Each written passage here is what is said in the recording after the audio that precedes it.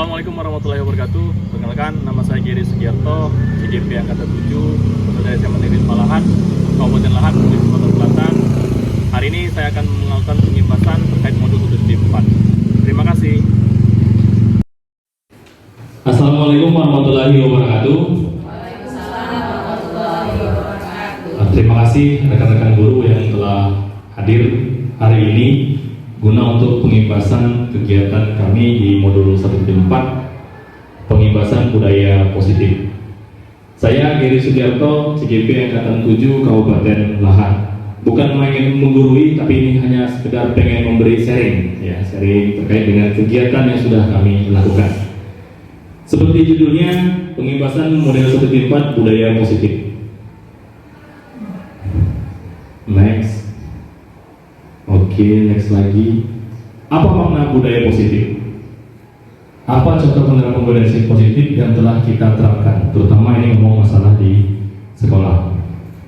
Budaya positif adalah nilai-nilai atau kebiasaan di sekolah yang berpihak pada peserta didik agar mereka dapat berkembang menjadi pribadi yang kritis, penuh hormat dan bertanggung jawab. Lalu bagaimana dengan perubahan paradigma? Paradigmanya itu berdasarkan filosofi pendidikan Ki Hajar Dewantara. Apa? Satu, bukan tabula rasa. Yang kedua, semua anak terlahir dengan bakatnya masing-masing dalam artian unik, budi pekerti. Lalu tugas guru menuntut bakat tersebut agar anak tumbuh dengan selamat dan bahagia. Guru ibarat petani, anak ibarat biji jagung, kodrat alam dan kodrat zaman, dan berpihak pada anak. Itu filosofi pendidikan Ki Hajar Dewantara. Lalu bagaimana dengan perubahan paradigmanya? Untuk membangun budaya positif, sekolah perlu menyediakan lingkungan yang positif, aman, dan nyaman agar murid-murid mampu berpikir, bertindak, dan mencipta dengan merdeka, mandiri, dan bertanggung jawab. Lazimnya, disiplin dikaitkan dengan kontrol. Dalam hal ini, kontrol guru dalam menghadapi murid. Kontrol. Perubahan paradigma teori kontrol atau ilusi kontrol menurut Dr. William Glasser. Di situ dikatakan ilusi guru mengontrol murid. Di situ dikatakan. Terus ilusi bahwa kritik dan membuat orang merasa bersalah dapat menguatkan karakter. Lalu ilusi bahwa semua penguatan positif, efektif, dan bermanfaat. Lalu ilusi lagi bahwa orang dewasa memiliki hak untuk memaksa. Ini yang selama ini paradigma yang ada di kita. Lalu bagaimana perubahan paradigma stimulus respon? Bisakah kita mengontrol seorang? Di sebelah kiri menurut William Glasser tadi, kita mencoba mengubah orang agar berpandangan sama dengan kita. Teori kontrolnya, kita berusaha memahami pandangan orang lain tentang dunia. Jadi stimulus responnya seperti itu. Sedangkan teori kontrolnya seperti itu. Lalu perilaku buruk dilihat sebagai suatu kesalahan. Jadi kita pernah menganggap bahwa perilaku buruk pasti kesalahan. Padahal semua perilaku memiliki tujuan. Artinya belum bisa mengatakan judge itu salah dan segala macam. Terus, misalnya orang lain bisa mengontrol saya. Padahal menurut teori kontrol hanya Anda yang bisa mengontrol diri Anda. Saya bisa mengontrol orang lain, Anda tidak bisa mengontrol orang lain. Pemaksaan ada pada saat bujukan gagal. Kolaborasi dan kesepakatan menciptakan pilihan-pilihan baru. Lalu model berpikir yang menang atau kalah. Padahal jika dalam model berpikir menang dan menang, win-win solution yang dipakai. Lalu apa makna disiplin yang akan disampaikan? Kata disiplin berasal dari tata tertib, teratur, dan kepatuhan pada peraturan. Dihubungkan dengan hukuman. Disiplin dihubungkan dengan hukuman. Justru itu adalah suatu alternatif terakhir dan kalau tidak perlu dilakukan sama sekali, tidak perlu digunakan sama sekali terkait dengan perubahan hukuman. Lalu Ki Hajar mengatakan bahwa untuk mencapai kemerdekaan atau dalam konteks pendidikan saat ini, untuk menciptakan murid yang merdeka, syarat utamanya adalah harus disiplin yang kuat.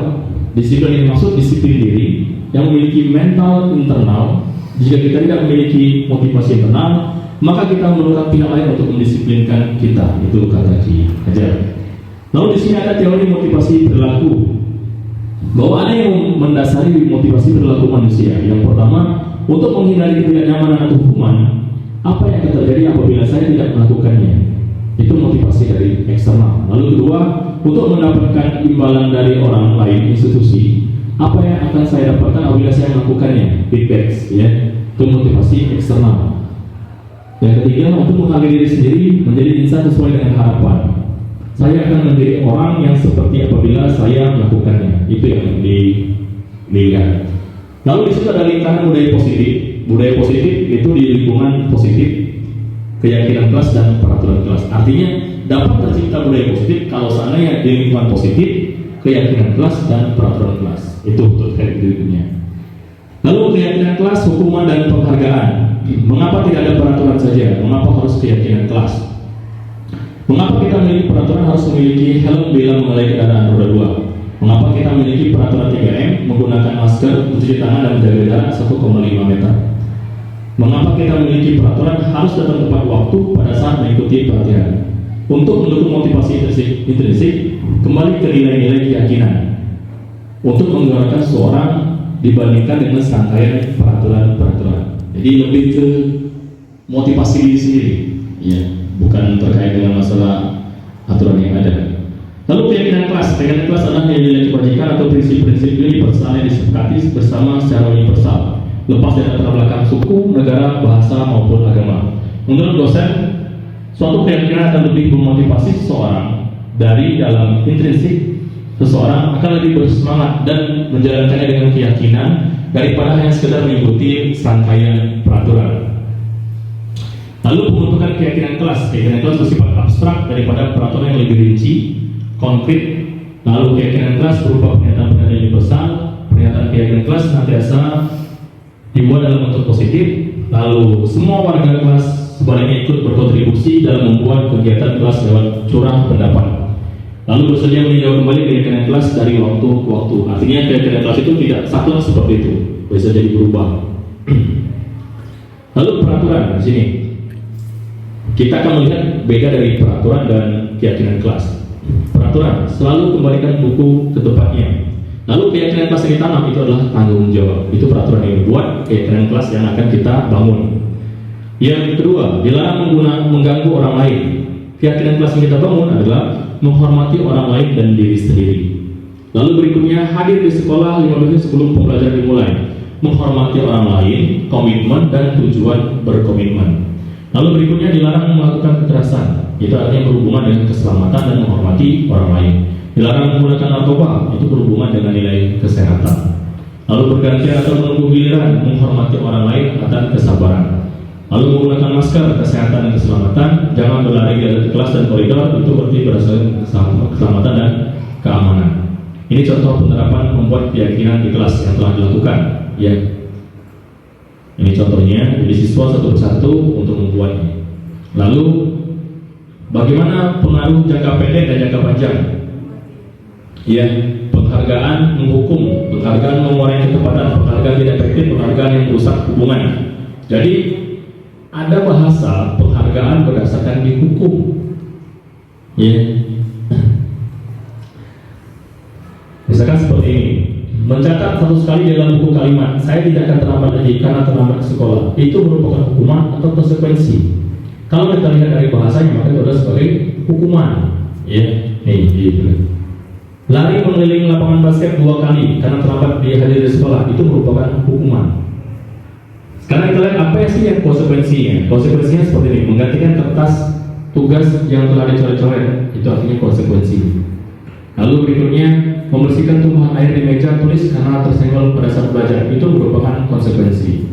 Lalu murid disuruh untuk mengenakan sepatu seharian di sekolah karena tidak mengenakan sepatu hitam, ya. Itu merupakan hukuman. Lari mengelilingi lapangan basket 2 kali karena terlambat 10 menit untuk pelajaran PJOK, itu merupakan dari konsekuensi yang telah dibuat. Jadi konsekuensi dengan hukuman. Lalu apa perbedaan hukuman dan konsekuensi? Hukuman sesuatu yang menyakitkan dan harus terjadi, sedangkan konsekuensi adalah sesuatu harus terjadi, ya. Membuat anak sakit fisik maupun hati dalam jangka waktu lama. Lalu untuk konsekuensi, membuat anak merasa tidak nyaman dalam jangka waktu pendek, ya, itu bedanya. Anak membenci kedisiplinan, anak menghargai kedisiplinan. Paksaan, kalau konsekuensi stimulus tanggapan ke anak-anak. Mendorong anak untuk menyakiti diri sendiri, mendorong anak agar mudah menyesuaikan diri. Itu untuk hukuman dan konsekuensi. Kebutuhan dasar manusia. Nah, jadi hukuman dan konsekuensi itu terkait dengan masalah kebutuhan dasar manusia. Manusia itu pengen dicintai, diterima. Terus manusia itu pengen disenangi, pengen kebebasan, pengen penguasaan, pengen survival, artinya pengen survive ya, bisa bertahan. Ini ada contoh terkait dengan kegiatan ini. Ibu Ani, guru kelas 5 SD di Pelita Hati, sedang bingung menghadapi ulah satu muridnya. Apa yang Anda lakukan? Menurut Anda kira-kira apa alasan bagus melakukan hal itu? Jadi di sini ada, dalam konteks penerapan disiplin positif, Ibu Ani sebaliknya mencari tahu alasan Agus melakukan hal tersebut apa. Saya rasa ibu-ibu di sini sudah melakukan itu. Jadi tidak langsung menjudge bahwa mereka bersalah seperti itu. Jadi kita mengatur dulu mereka ini membuat sini apa alasannya, kegiatan segala macam. Jadi dibuat mereka untuk tahu apa yang mereka lakukan, baik buruk dan segala macamnya. Lalu berikutnya ini ada 5 posisi kontrol, ya. Nanti saya bagikan dengan rekan-rekan lah untuk 5 posisi kontrol ini. Dan apa itu restitusi? Restitusi adalah proses menciptakan kondisi bagi murid untuk memperbaiki kesalahan mereka. Kalau yang kami pelajari itu namanya segitiga restitusi, ya. Ada 9 ciri-ciri restitusi, ya. Ada 9 ciri-cirinya. Fokus pada solusi, bukan paksaan, ya. Nah, ini segitiga restitusinya. Jadi untuk menyelesaikannya dia menggunakan segitiga restitusi.